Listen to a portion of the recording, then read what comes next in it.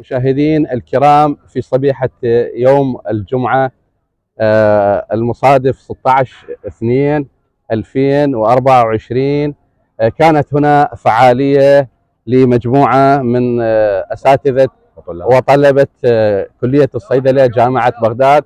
نلتقي الآن مع الدكتور علي عزيز من كلية الصيدلة جامعة بغداد، ويانا ست أنسام أيضا، وعندنا مجموعة من طلاب كلية الصيدلة جامعة بغداد المرحلة الرابعة.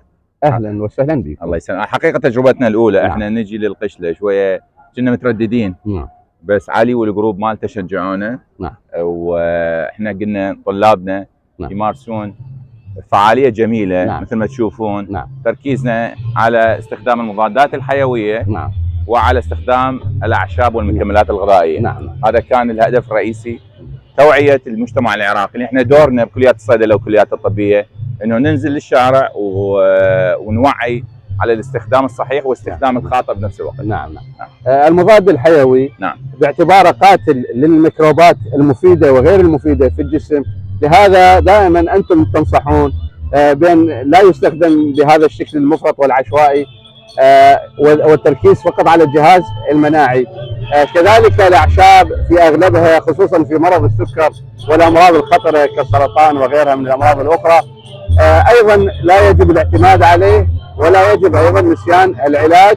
وفيما يتعلق بمرض السكر وبحسب تجربتنا الغذاء مهم جدا أن يكون قليل السكر ويعتمد على الألياف والخضر بالدرجة الأولى، وأن لا يعتمد على الأعشاب. الخضر والألياف مهمين جدا جدا في مرض السكر وكذلك العلاج. هل تضيف شيئا استاذ؟ والله احنا عندنا طلابنا من يحب يشارك؟ المضادات. نعم. مبدئيا احنا حاليا عرف عن نفسك اول شيء. انا احمد مشتاق عدنان، طالب كليه الصيدله جامعه بغداد مرحله رابعه. اهلا وسهلا.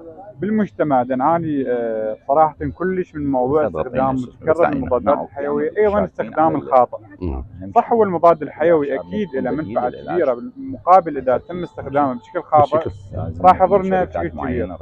زائد ان اكو موضوع يسمى بمقاومه البكتيريا. مقاومه البكتيريا، نعم. اذا استخدمنا هذا المضاد الحيوي بطريقه خاطئه راح يسبب لنا مشكله على المدى الطويل، يصير عندنا مقاومه لهالبكتيريا هاي.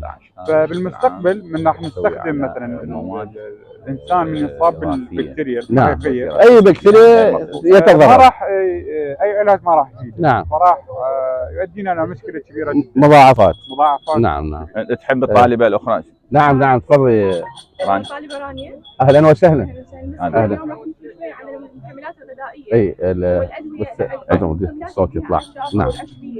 نركز اهم شيء على انه هاي المكملات الغذائيه هي مو بديل عن الدواء الاصلي اللي ياخذه المريض. يعني هواي نشوف حالات انه يعوفون الدواء الاصلي مالتهم ويتجهون انه ياخذون مكملات اعشبيه او مكملات غذائيه ممكن حتى ما بيها اي ماده فعاله، ما بيها ماده فعاله، بيها ماده كلش ممكن تاذيهم. وايضا اكو هوايه مكملات غذائيه ما تكون مفحوصه بشكل جيد. نعم. فلذلك اكو شركات معينه، شركات رصينه، الواحد المفروض ينتبه قبل ما يشتري اي شيء، لان هاي اهم شيء صحته. شكرا استاذ محسن البهادلي، وشكرا للاساتذه والطلبه الكرام، ونتمنى لبرنامجكم التوفيق والنجاح في توعيه الجماهير. شلون نحصل المكان؟